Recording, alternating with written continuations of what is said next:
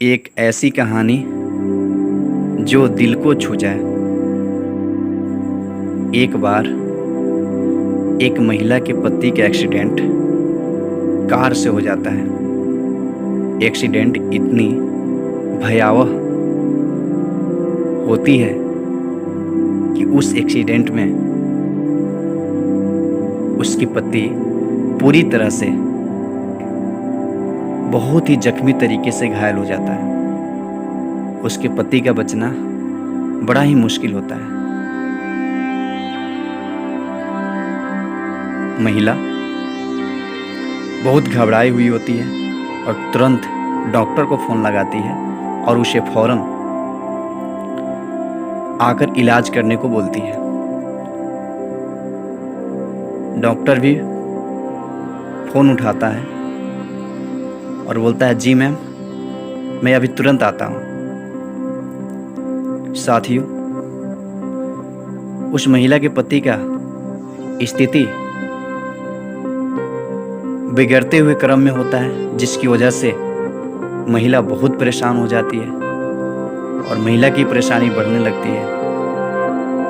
Doctor उस वक्त नहीं आ पाता है। डॉक्टर जैसे जैसे विलम्ब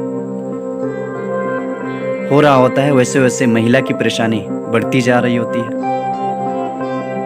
कुछ विलम्ब के बाद डॉक्टर पहुंचता है। जैसे ही डॉक्टर पहुंचता है, वैसे ही वो महिला डॉक्टर के ऊपर अनाप शनाप बहुत सारी बातें कह जाती है। यहाँ तक उसे डांटते तक भी नहीं थकती।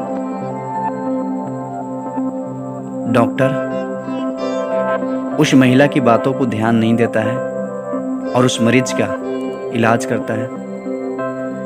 पूरी शालीनता से, पूरी ईमानदारी से वो डॉक्टर इलाज करता रहता है। धीरे धीरे धीरे धीरे उस महिला का पति ठीक होने लगता है। एक ऐसा वक्त आता है कि उस महिला का पति ठीक हो जाता है। जैसे ही महिला का पति ठीक होता है, डॉक्टर उसे गले मिलता है।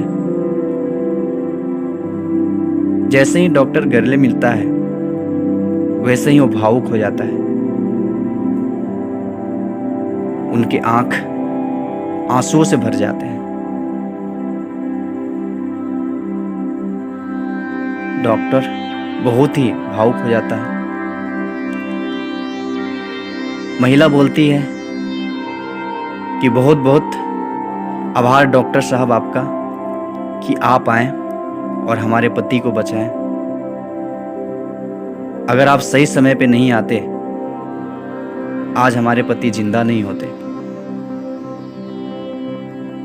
ये बात जैसे ही डॉक्टर सुनता है, डॉक्टर और भी भावुक हो जाता है और उसके शरीर कांपने लगते हैं, उसके पैर लड़खड़ाने लगते हैं और उसके आंखों के आंसू की बरसात की रफ्तार ज्यादा हो जाती है और वह फर्श पर बैठ जाता है। सारे लोग डॉक्टर को देख रहे होते हैं। लोग परेशान हो जाते हैं कि डॉक्टर को हो क्या गया। कुछ देर के बाद डॉक्टर अपने लड़खड़ाते हुए लफ्जों में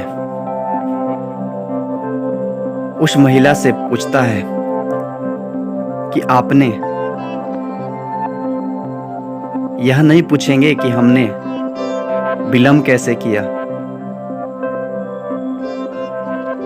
ये शब्द जैसे ही महिला सुनती है, वो भावुक हो जाती है और महिला पूछती है, जी आप बताइए कि आप विलम्ब कैसे हो गए।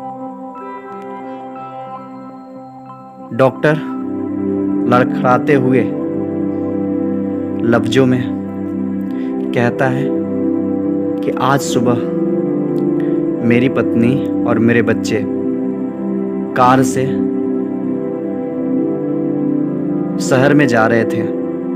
मेरी पत्नी कार को ड्राइव कर रही थी और मेरा बच्चा उसी कार में बैठा था।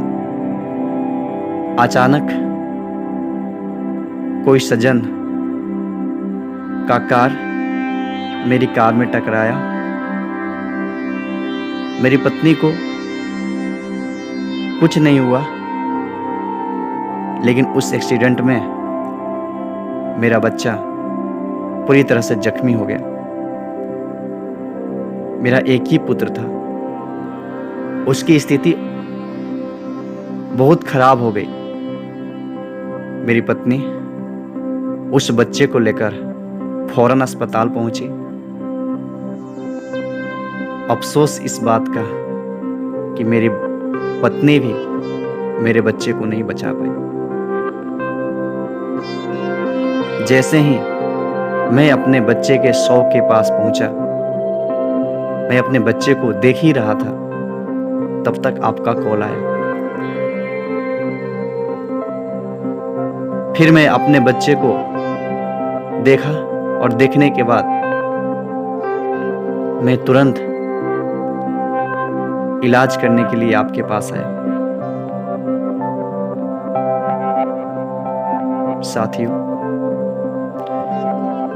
इस कहानी से हमें यह सीख मिलती है कि आज भी कई बार हम गलती कर बैठते हैं। हम किसी के बारे में बिना कोई कारण जाने बेवजह हम उससे डांटते हैं, हम उस पर चिल्लाते हैं। साथियों, आज हमें इस कहानी से यह जरूर सीख लेनी चाहिए कि किसी भी इंसान के बारे में बिना कोई कारण जाने हमें उसके ऊपर नहीं चिल्लाना चाहिए, हमें उसके ऊपर नहीं डांटना चाहिए। साथियों, आज भी इस दुनिया में कई ऐसे लोग हैं जो अपनी खुशी में खुशी नहीं मानते, अपनी खुशी में उन्हें खुशी नहीं मिलती, उन्हें सही खुशी दूसरों की खुशी में मिलती है। आप जरा सोच कर देखिए, जिसके घर पे एक ही पुत्र हो और वो पुत्र का 100 परा हो, उसको छोड़कर अगर कोई इंसान हमारी जिंदगी बचाने आता है, अब इससे बड़ी बात क्या हो सकती है। कई ऐसे लोग हैं जो अपने जान को दांव पे लगाकर हमारी जिंदगी को बचाते हैं, फिर भी हम इंसान होने के बावजूद भी हम उनकी इंसानियत को नहीं पहचान पाते। साथियों, अभिवादन कीजिए उनका।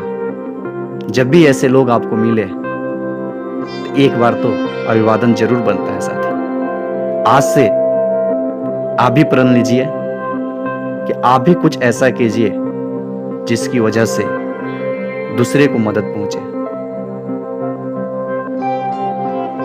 आई होप यह कहानी आपके लिए बहुत ही लाभकारी है और इसके सारांश को आप अपनी जिंदगी में जरूर लागू करेंगे।